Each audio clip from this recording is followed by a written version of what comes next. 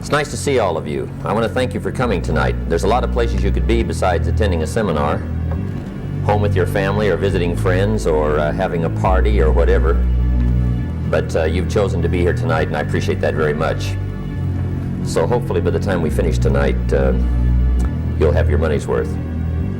But I think I have a bigger responsibility, and that is to make sure you get your time's worth.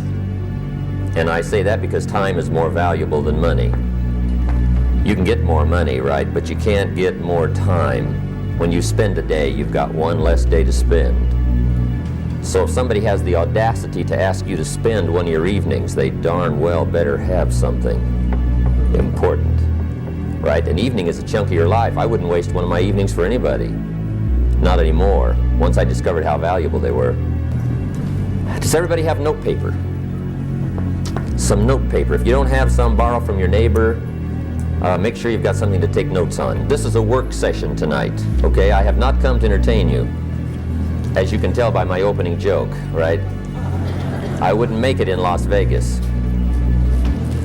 We don't have a dog and pony show tonight, but we've got some ideas to share. But give me your attention for the next little while, and let's go through the ideas that I think the major things that help me to really make the changes in my life. Okay, let me give you the table of contents first. I'm going to cover 5 subjects. Let me give you those 5, and then we'll come back and take them one at a time and we'll go through them. Okay, the first subject is personal development, which is the best place to start, right? If you don't start there, nothing much is going to happen. The next subject is called basic laws. And it's good to study the basics. Okay, the next subject is my favorite, setting goals. The next subject is the negative part of the seminar. Life is part negative, so we got to talk about the negative. And this subject is called diseases of attitude. Diseases of attitude. So we'll go through those attitude diseases, how to spot them, how to look for them, what they are, and the cure. And I'm a pro on these because I've had them all, so I can give you excellent advice on these. Now the last subject we're going to consider tonight is called the day that turns your life around. The day that turns your life around. And under this subject we're going to talk about the emotions that can change your life. Okay. Now that's a lot to cover in one evening. But we'll keep at it here and see if we can't get it all done. Somebody once said, if you took all the money in the world, divided it up equally among everybody, it would soon all be back in the same pockets. Incredible. Success is something you attract, not something you pursue. Success is looking for a good place to stay. So instead of going after it, you work on yourself. Personal development. See, the major question to ask on the job is not what are you getting. The major question to ask on the job is what are you becoming? See, the big question is not what am I getting paid here. The big question is what am I becoming here? Because true happiness is not contained in what you get. Happiness is contained in what you become. So that's our major subject for tonight, personal development. Of all the assignments Mr. Schoaf gave me at age 25, this was probably the most difficult. In fact, I'm still working on this one. I think it's an unending challenge to see what you can become. 2 things will change your life, how-tos and why-tos, and we're going to cover both of those. But before we get to the details, what to do, let me give you the broad answer first. Here it is. Tomorrow, you can do the most remarkable things, no matter what happens. Let's start with that. Human beings can do unbelievable things. Incredible things. A man can do the most amazing things with the most unamazing circumstances.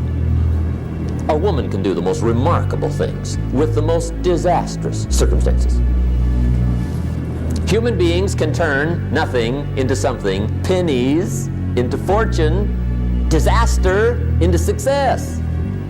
And the reason humans can do those remarkable things is because they are remarkable. And come up with some more of those remarkable human gifts. They're there, waiting to be utilized. And then change anything for you you want to change. And I challenge you to do that because you can change.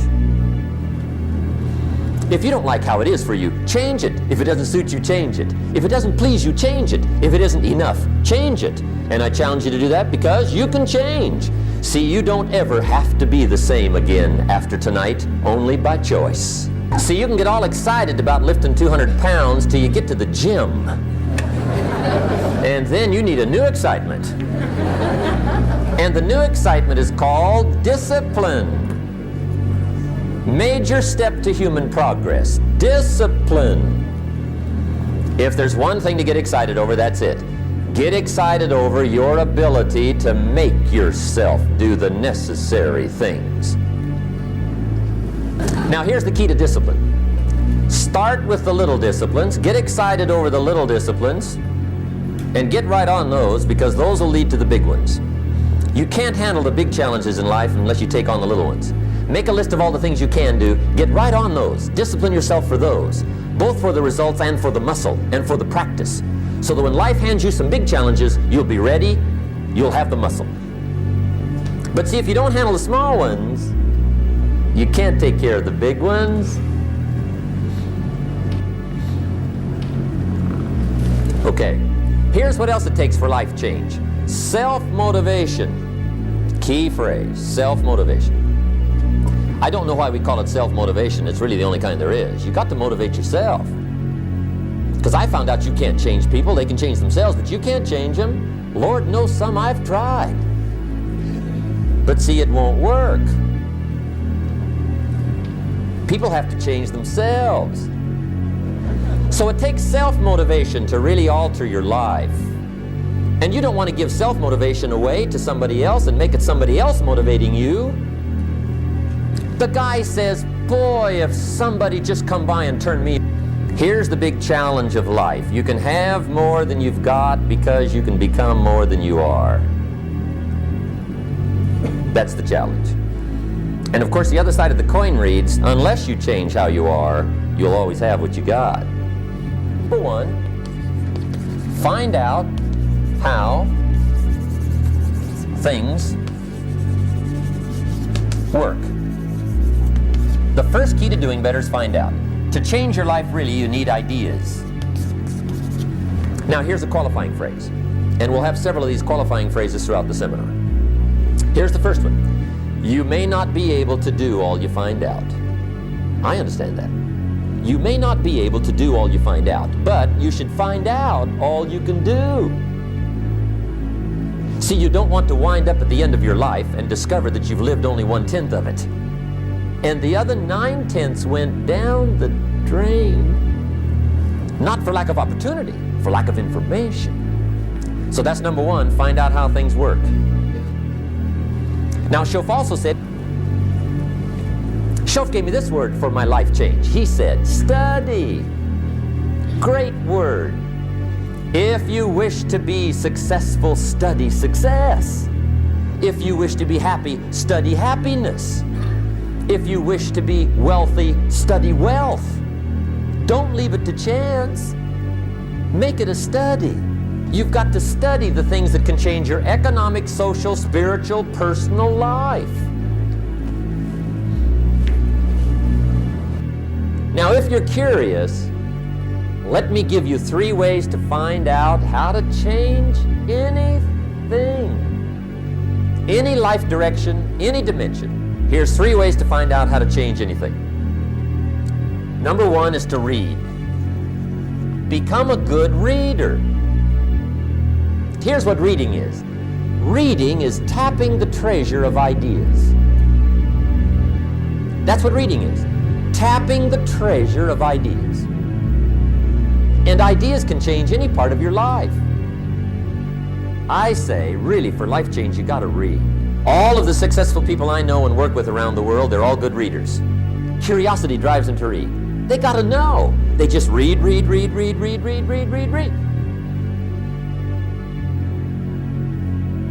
One way to learn is from your own experiences. But another way to learn is from other people's experiences. See, one book might save you 5 years if you read it. Did you know that hundreds of successful people have written their stories in books and they wrote down how they did it, and people don't read it? How would you explain that? Did you know there's books on how to be stronger, more decisive, be a speaker, be a leader, have a better effect on other people, develop your personality? Did you know there's books on that? And people don't read them? How would you explain that? Become a good reader. But put this in your notes, 30 minutes a day. Just devote 30 minutes a day to reading. Stretch it to an hour if you can, but at least 30 minutes. 30 minutes a day, read something positive, something challenging, something inspirational, something instructional, at least 30 minutes a day. And here's the next clue. Every day. Don't miss. Once you set this up, just don't miss. Miss a meal, but not your 30 minutes. Because you can get along without some meals, but you can't get along without some books.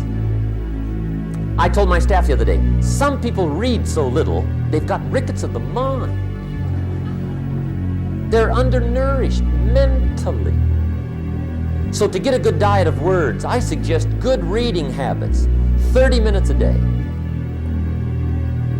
There's a Bible phrase that says humans cannot live on bread alone or just food. It says the next most important thing to food is words. Words nourish the mind, makes us different than animals and dogs. Words nourish the soul. So humans have to have food and words in order to be happy and healthy. And I'll tell you what, if you can read a book a day, it'll change your whole life. I mean, a book a day will change your whole life. Expose yourself to a whole variety of things. Spiritual, moral, personal, economic, history, geography, everything. I mean, you can really change if you read a book a day. So you might want to attend the weekend, get in on those reading class skills. It's incredible. A book a day will change your life. But hey, whether you read slow or fast, or whether you read awkwardly, or whether you read well, here's the key: read. Here's the second way to find out how to change your life. And that's to listen. Get around successful people and listen. Now, you can also learn from unsuccessful people. Take notes on both, negative and positive. On the negative, the notes are called What Not to Do. And you got to learn what not to do as well as what to do. So learn from the negative as well as the positive. Okay? Find out what poor people read and don't read it. Right? That's good information. Learn from the negative. But now you can also learn from the positive. Get around successful people. Listen to what they say. Listen to how they say it. It's important. So listen and learn. Now here's some of the best advice I've got for the whole evening. It won't get any better than this. This is it. Poor people ought to take rich people out to dinner and listen. That's some of the best I got. If a guy's not doing well, one of the first things he ought to do is find a guy that is doing well and offer to buy him his dinner. Spend $50, $60, $80, $100. Go for the full 9 course. Stretch that meal out about 2 hours. If you get a successful person to eat and talk for 2 hours, they're liable to drop ideas in your lap, change your life. Multiply your income by 2, by 3, by 5. But you're right. Poor people don't usually take rich people out to dinner. That's the problem. You wind up broke. You got to be better than a good worker. You got to be a good listener. And remember, what you read and what you hear, put the good stuff in your journal. We've all got about 16 waking hours. Practice listening those 16 hours. And I say practice listening because listening isn't easy. I found out it's easier to talk than it is to listen. But if you will practice listening the 16 hours you're awake, sure enough, from surprising sources comes great ideas. Now here's the third way to find out how to change your life, and that's to observe. You can pick up a lot of ideas just by watching. Get around successful people and watch. Here's why. Success leaves clues. Watch how the man shakes hands. Watch how the lady responds. People who do well do certain things over and over and over and over. And if you're clever, you can pick them up. One is called sight. See with your eyes. The other one is called insight. See with your mind. See with your eyes, you'll see things. See with your mind, you'll see answers. Put your eyes and your mind to work. And the best advice on developing sight and insight is pay attention. Don't miss anything. You've got to learn to zero in and concentrate. I read a good article one time, Reader's Digest. The title was, "Wherever you are, be there." Excellent. Don't miss anything. Now here's the second step to personal development. Okay, number one was find out how things work. Here's number two, go to work.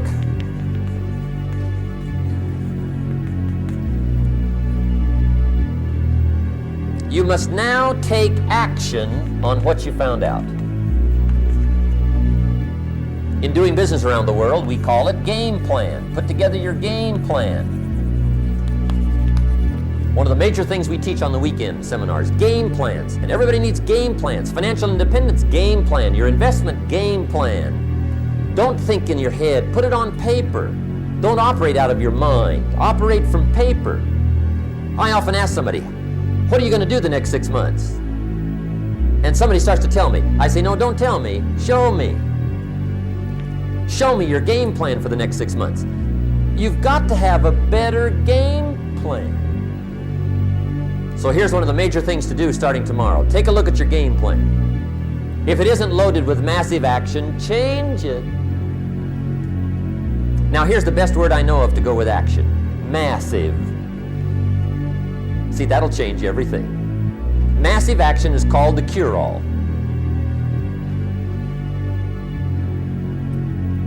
If you're going to make calls, make a few thousand. If you're going to make contacts, make a few thousand.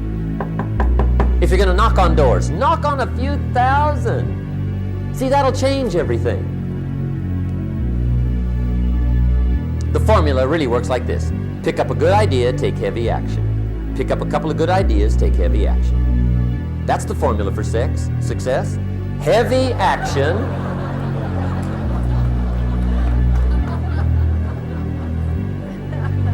It's a good thing we can edit all this, right? The formula for success, take heavy action on a good idea, right? That's the ratio. Don't let your learning lead to knowledge. You'll become a fool. Let your learning lead to action. You can become wealthy. Now here's the third step to personal development, and we'll wrap up personal development. Step number 3, it's just a little caution, and all through life we need little cautions. This one simply says, don't try to beat the system. Find out how it works, work it, but don't try to beat it. Some people learn just enough to start slicing it, shading it, thinning it, cutting corners, and looking for cheap answers. See, don't fall for that. You'll wind up with a cheap life. Find out how it works best and do it that way. Even though it seems to take a little longer, do it right. Don't compromise with right. Now, under this step, here's another key. Be a quick learner. Don't let it take long to teach you. Learn quicker. Now, the third point here is don't be stubborn.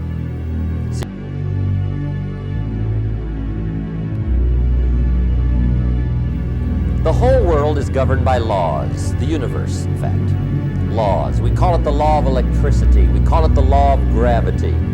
There's mathematical laws, there's physical laws, speed and velocity laws, agricultural laws. There's all kinds of laws. Now that we find ourselves on the spinning planet, you just have to learn what I call the setup.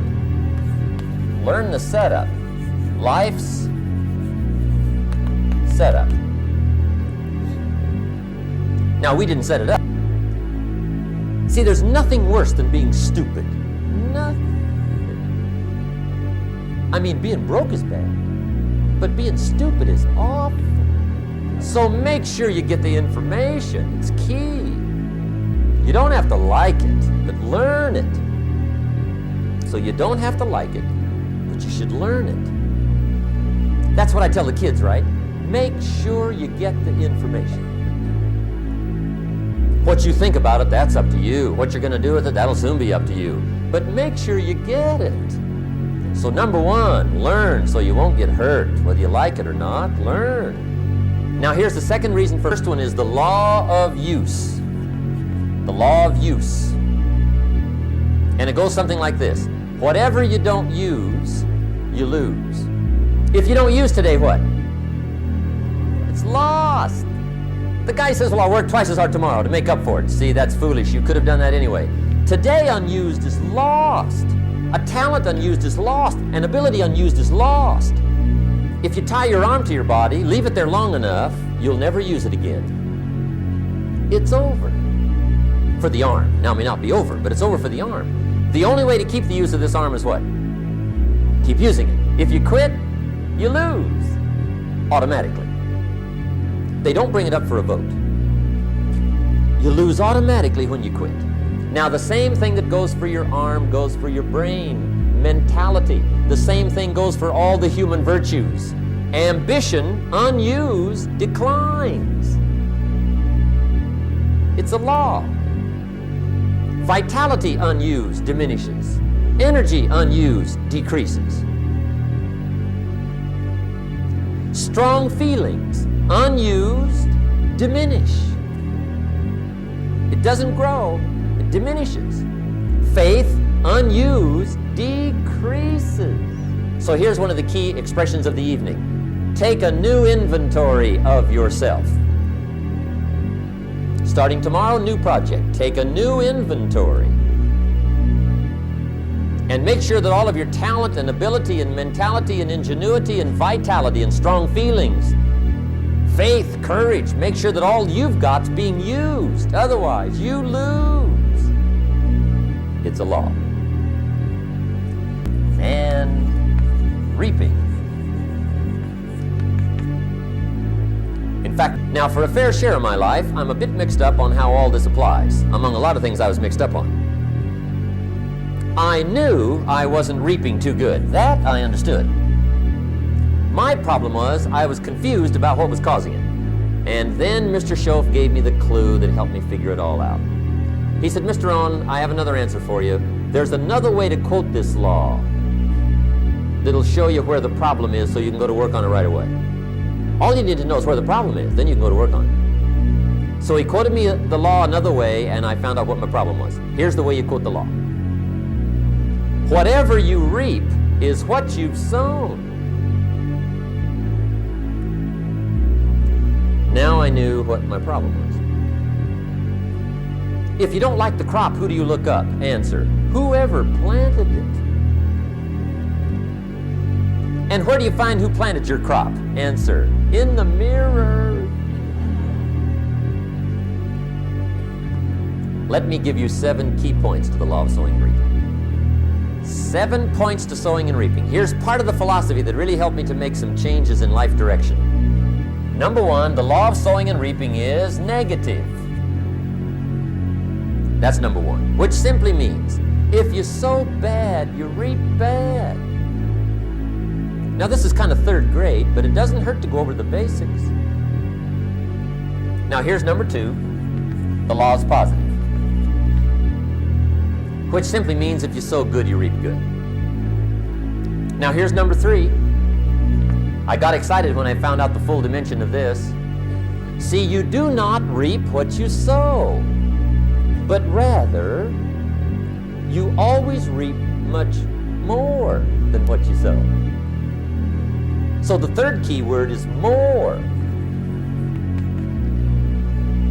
You don't get back what you put out. You get back much more than what you put out. And it works both positive and negative. Here's number 4. Fourth key to sowing and reaping. There are many ways to sow and reap. There's many ways to change your life. There's many ways to get promoted. There's many ways to move up. There's many ways for financial independence. There's so many ways.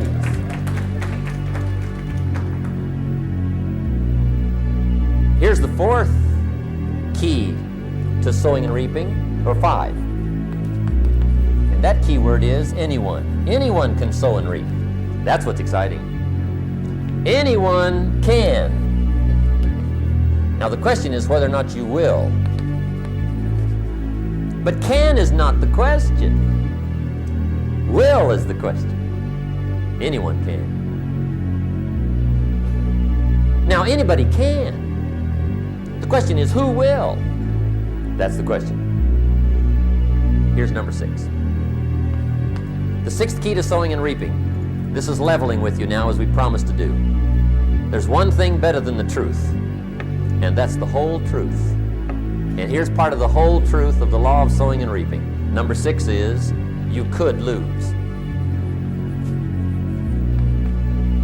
There are times when you just lose, no matter what you do. It's that kind of planet. So you got to get ready for that, or you will be naive. That's just part of the life arrangement. But there's just times, sometimes you lose. That's part of life. But now here's number 7. The 7th key to sowing and reaping. And it goes like this. It's just another way to quote the same law. And it goes like this. If you don't sow, that's just another way to quote the law. If you don't sow, what? You don't reap. You don't even have a chance. Okay, the next subject is setting goals. Let me show you what turned my life every way but loose. Mr. Schoaf dropped this idea on me, changed me completely. Setting goals. Here's what can easily happen if you don't set goals. It's easy to let life deteriorate into making a living instead of designing a life. And we all have a choice. Make a living or design a life. Mr. Schoaf taught me how to set goals. What a favor that was. One morning at breakfast, shortly after I met him, he said, Jim, let me see your current list of goals and let's go over them and talk about them. He said, maybe that's the best way I can help you get a better direction started. And I said, I don't have a list. He said, well, is it out in the car or home somewhere? I said, no, sir. I don't have a list anywhere. He said, well, young man, that's where we got to start. He said, I can tell you right now, if you don't have a list of your goals with you, he said, I can guess your bank balance within a few $100s. Which he did. And that got my attention. I said, you mean my bank balance would change if I had a list of goals? He said, drastically. That day I became a willing student how to set goals. And sure enough, learning how to set goals changed my life. And I often wondered why no one had ever taught me how to set goals up until age 25. But fortunately, when I was 25, I met the man who taught me how. And it revolutionized my whole life. Economically, socially, personally, it's incredible. So I want to share with you tonight what Mr. Schoaf shared with me, how to set goals. It can be a life changer. It's easy to get trapped by economic necessity and settle for existence rather than substance. That's easy. But the best advice I can give you on how to break out of that trap is to learn how to set goals. Mr. Shelf put it to me this way. He said, Jim, if you had enough reasons, you could do the most incredible things. I never forgot how he put that. If you have enough reasons. See, reasons will change your whole life.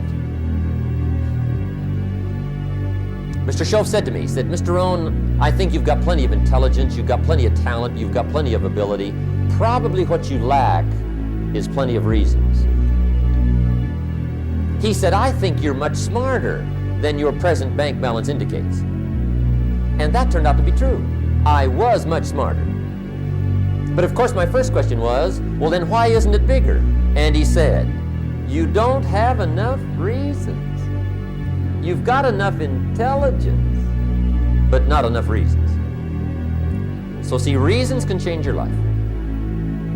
So reasons make the difference in how your life works out. Now, what are some of the reasons for doing well? Let's go through a quick list called Reasons for Doing Well. First is personal reasons.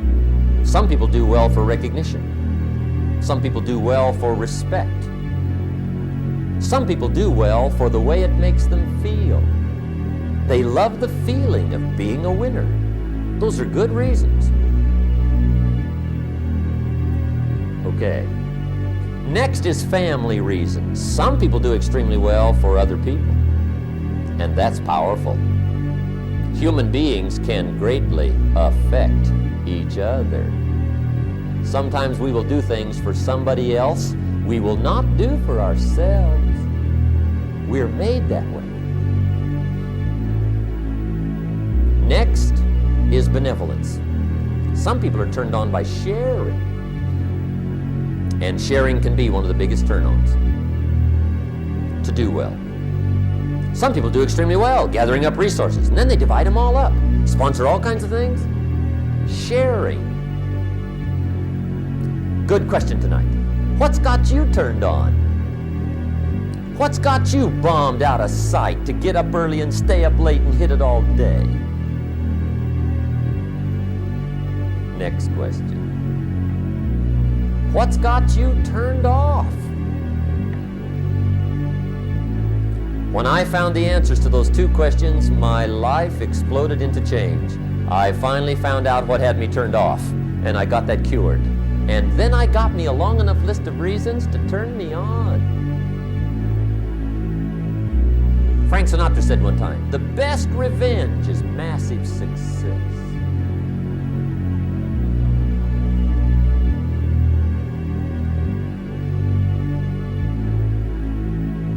Hey, get you a long enough list of reasons so that after tonight you never lack for inspiration. You might not have all the answers right away, but you can get the answers if you can get the reasons. Now let me give you a little simple formula for goal setting. First of all, I've divided goals into two parts. First is long range. Long range goals, that's your dreams. Your dreams for the next 3, 5, 10, 20, 30, 40 years. Actually, the rest of your life. Your dreams. You've got to keep dreaming. From the children of Sanchez, it says, take the crumbs from starving soldiers, they won't die.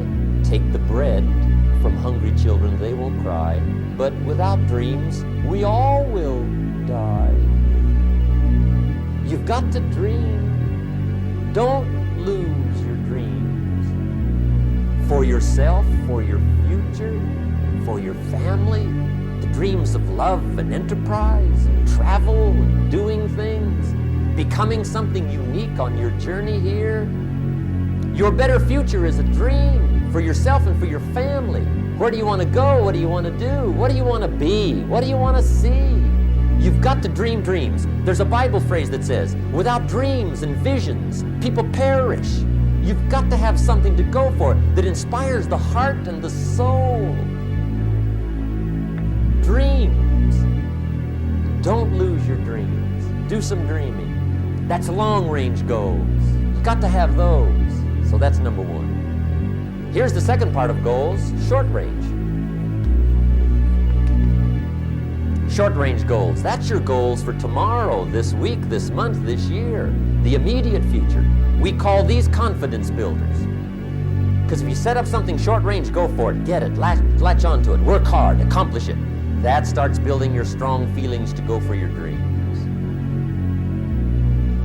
Now here's the simple formula for setting goals. It goes like this. A, work on your goals. That's step one. Work on them. And I put the word work there deliberately. Setting goals is plain hard work. I don't want to kid you. We haven't come here tonight to kid each other. And it's work. I know it's work. That's why a lot of people just let it slide. It's work. Many people work hard on their job, but they don't work hard on their future. They just let that slide. You got to be better than a good worker. You got to be a good planner. Somebody once wisely said, the people who fail to plan are planning to fail. Well said. So work on your goals. Here's step two. Write your goals down. That's so important. I teach my staff around the world, put your goals in your journal. Because one of the major people you want to study is yourself. Study your accomplishments. Study what your desires are. Put them on paper. Write them down. Here's another reason for writing your goals down. It shows you're serious about doing better. And to do better, you gotta get serious. You don't have to be grim, but you must be serious. So get serious about your goals, put them on paper, write them down. There's all kinds, his goals, her goals, their goals. Business goals, financial independence goals, family goals. I mean, there's so many things to work on this, that if you don't get busy and work on it, sure enough, the time will pass. And sure enough, 5 years from now, you'll wind up where you don't want to be, wearing what you don't want to wear, driving what you don't want to drive, being what you don't want to be. Now's the time to fix it. Everybody hopes things will get better. Everybody hopes. Poor people hope. That ought to tell you something. It means the future does not get better by hope. It gets better by plan.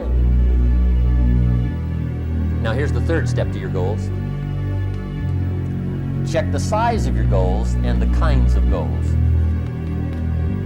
How big they are, what kind they are, affects you.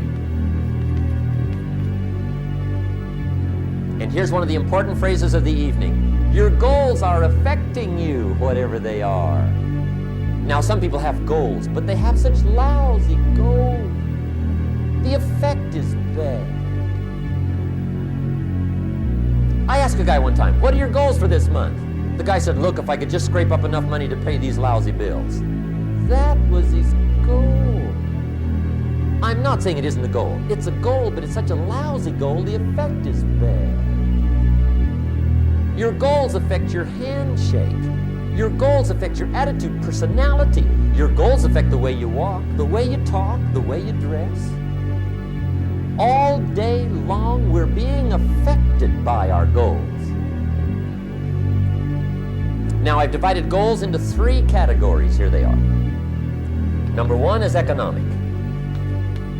That's your goals for money, income, business, profits, production. Economics. Make sure you've got your economics well planned. Economics plays a major role in everybody's life. Economics is major, which means it ought to be meticulously well planned for tomorrow, this week, this month, this year, long range. Now here's the second category of goals, things. Make a list of the things you want. And on my list of things, now I put everything. Little things as well as major things. Doesn't matter how small it is, it goes on my list. I used to just put major things, cars, homes. I don't do that anymore. I now load my list with everything. Everything. So load up your list, the things you want. Okay, here's the third category of goals: personal development. Put those goals together. Personal development goals. That's your goals to be stronger, more decisive, be a speaker, be a leader, learn a language, all kinds of skills. Okay. The whole weekend seminar was... It's never that pleasant to talk about the negative, but we got to talk about it because life is part negative. These attitude diseases are like weeds that grow in the garden. It's a normal part of life. Here's a good phrase to note: negative is normal. It's not successful, but it's normal. It's part of life. And here's the next key, in my opinion. You must learn to handle the negative. Don't ignore it, handle it. Here's what part of it is. It's called the Great War Between Good and Evil. Mr. Reynolds and I are working on a new book this year called The Great War Between Good and Evil. And there is a war on. The minute you were born, you got involved in the war between good and evil, between darkness and light, between negative and positive, between evil and good, between tyranny and democracy, between weeds and human activity. I mean, the war is on.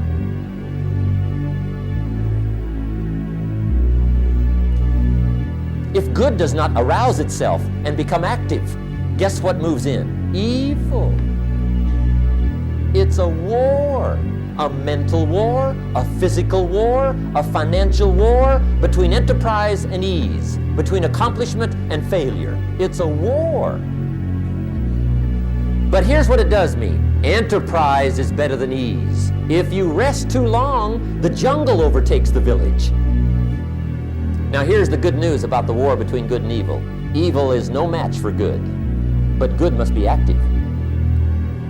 Weeds are no match for human activity. But if you stand still, how far in will they come? All the way. They'll grow right up around your shoes. But if you get busy, how far back can you take them? As far as you wish. They're no match, but you must be active. Make sure you're not losing the war by taking off too much. But I say you got to handle the negative. You don't have to live in it.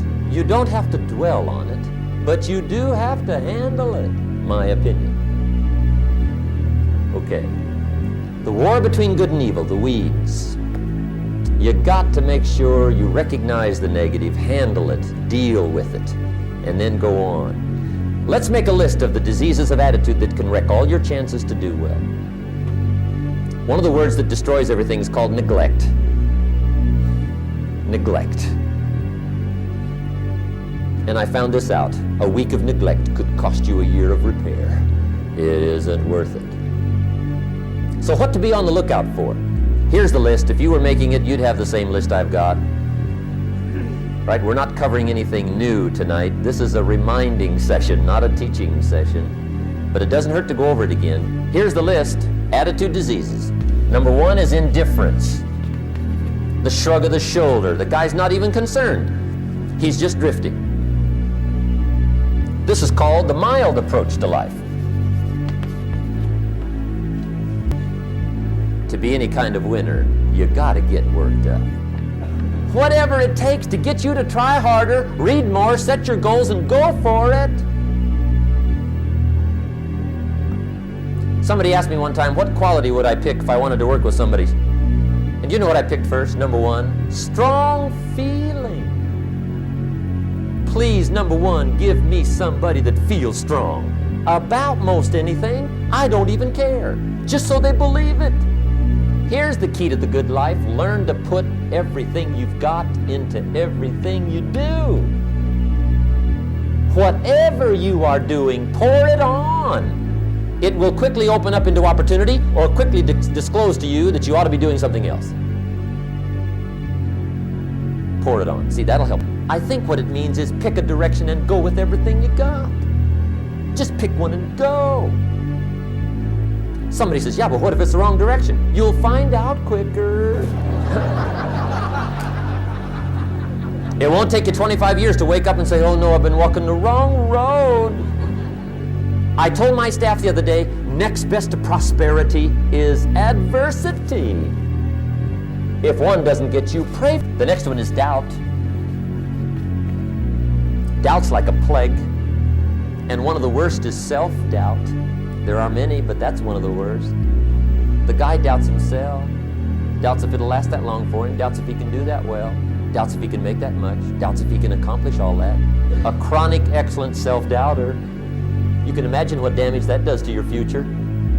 So here's the key. Turn this coin over and become a believer.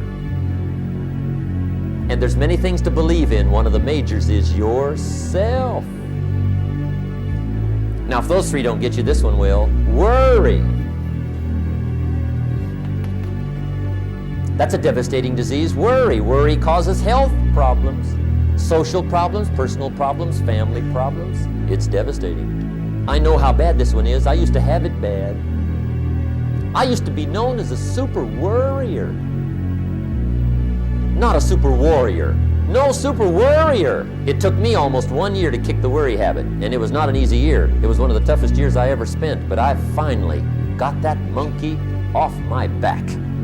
And I discovered you could live the most incredible life free of worry. But I'll tell you what, my advice to you is do what I finally did on worry. Give it up. Who needs it?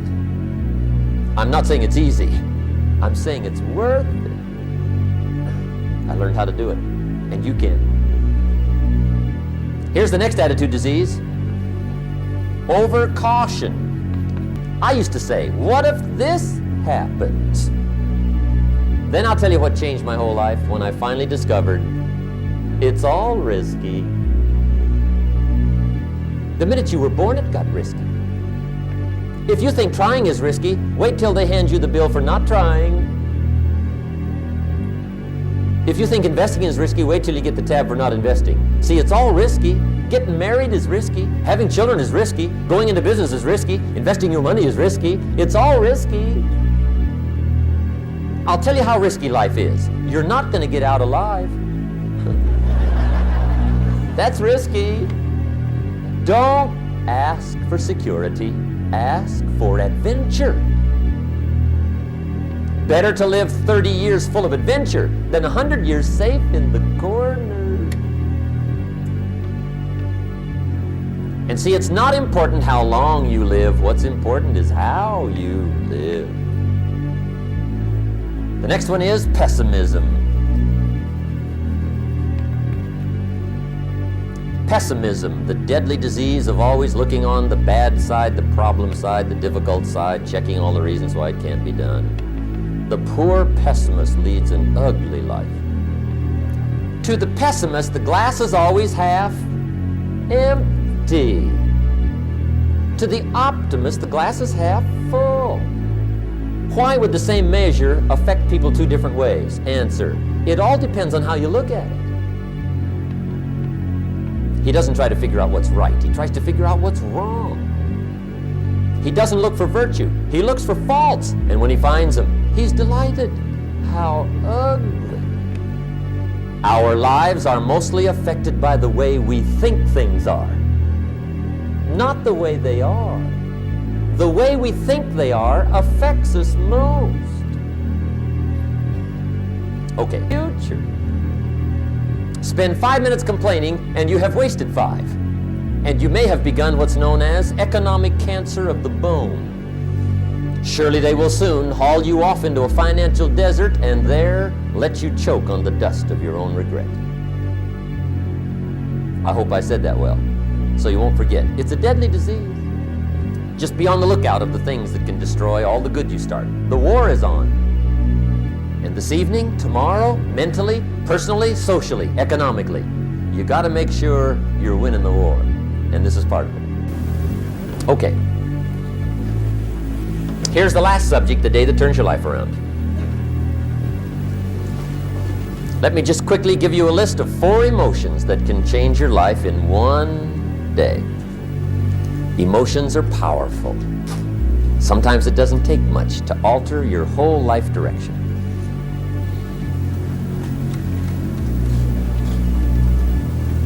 Okay, here they are. Number 1, Disgust. Powerful emotion. Disgust says, I have had it. See, that could be the day. The day you can say, I've had it. And whether you've had it with something small or something major, the day you can say, I've had it, may not be the day it ends, but the day it begins. Powerful day. The man's finally had it with mediocrity. He's had it with being a loser. He's finally had it with those awful sick feelings inside, knowing his wife is at the grocery store looking at 2 cans of beans, one marked 37 cents, one marked 39 cents. And the guy sick inside knows his wife's going to buy the 37-cent can, and she doesn't even like the brand. Do you know why she's going to buy the 37-cent can? To save 2 cents. The guy sick inside finally says, I've had it. Being on my knees in the dust looking for pennies? We're not living like this anymore.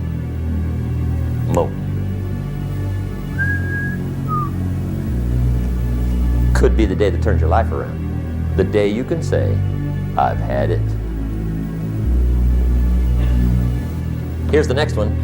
Decision. And decision making is powerful. And it's emotional. That's those knots in the pit of your stomach, right? Waking up in the middle of the night in a cold sweat, trying to decide. We sometimes call it inner civil war. What shall I do? Well, for progress, you must decide.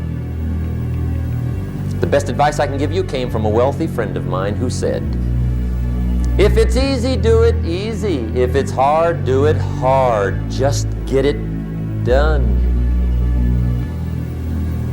Here's the next emotion, desire, wanting to bad enough. And I don't know how to tell you to want to. That's something you've got to come up with. There's 2 things I know about desire. Number 1, it comes from inside, not outside. You don't send off for it. Number 2, I know desire can be triggered by something. Who knows what it might be? You never know which one is going to turn it all on. Even the bad experiences. Sometimes from the bitterest experience comes the greatest awakening. So let down the barriers, take down the walls. The same wall that keeps out disappointment keeps out happiness. Sometimes desire waits and sleeps for something to happen. Maybe it's a book, maybe it's a song, maybe it's a sermon, maybe it's a lecture, a seminar, maybe it's the conversation of a friend, a happening, an event. Who knows? Here's the last one. This one's powerful. Resolve. Resolve says, I will. 2 of the most powerful words in the language. I will. Benjamin Disraeli once said, nothing can resist a human will that will stake even its existence on the extent of its purpose. Promise yourself you will never give up. I ask the kids, how long should a baby try to learn how to walk? How long? How long would you give your average baby before you shut him off? How long? See, any mother in the world would say, you're crazy. My baby's going to keep trying until it learns how to walk. What a magic formula. Shortly put, I'll do it or die. See, that's powerful. That could be the day that turns your life around. The world has a strange way of stepping aside when somebody says, I'll do it or die. The man says, I will climb the mountain. They've told me it's too high, it's too far, it's too rocky, it's too difficult, it's never been done before, but it's my mountain, I will climb it. Pretty soon you'll see me waving from the top. Or dead on the side, because I ain't coming back.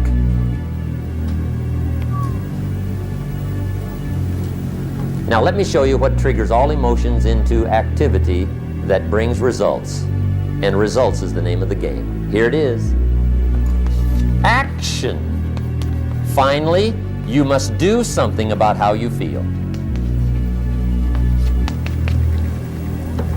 Jesus, the master teacher, said, don't just be listeners, be doers. The world admires the doers. Another Bible phrase says, faith without action is useless.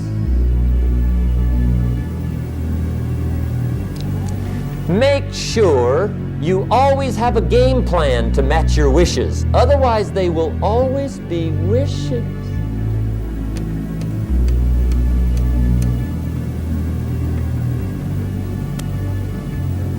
The day that turns your life around.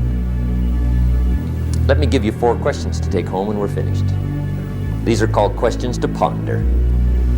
And this wraps it up.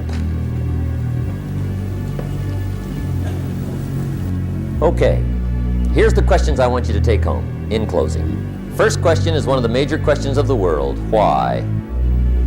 Why should you try? Why read that many books? Why go that far? Why earn that much? Why share that much? Why learn all that? Why get up that early? Why put yourself through that much? Why try for all that? Good question. Why? One of the best answers to why is the second question, why not? What else are you going to do with your life?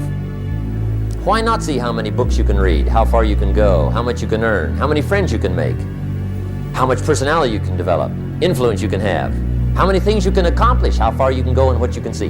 Why not? The third question is, why not you? Why not you? Some people have done the most incredible things with limited start. Why not you? Some people have done so well, they get to go, they get to see it all, they get to do it, they get to be there. They get to have it, they get to enjoy it. Why not you? Why not you? You got to drink in an Arizona sunset. You got to see the world, you got to read the books, you've got to do the enterprises, you've got to be involved in commerce and love and travel and experiences. You got to do it all. Why not you? And the last question is, why not now? Don't postpone your better future any longer. Get at it tomorrow with new vigor. Get you some new books. Ask some new questions. Set some new goals. Get you a new journal. Start your projects book. Get a game plan going. Do some more reading. Start to make changes. Have conversations. Make contact. And do it now. I want to thank you for being here. My final comment would be ask for God's help, which may sound a little strange coming from a strictly commercial company. We are not a religious order, but if you would allow me a personal word, that would be it. I think humans are unique, but we could all use a little help. But of course, you've got to do your part. That's what we've talked about mainly tonight. Do your part, and I think God will do His part. It's a two-way street. You've made it a splendid evening, and I want to wish you the very best. Look forward to seeing you on the weekend. Make sure we get the little white slip of paper, and let's be in touch. I wish you the best. Good night. God bless. Thank you. Thank you. Appreciate it. Thank you.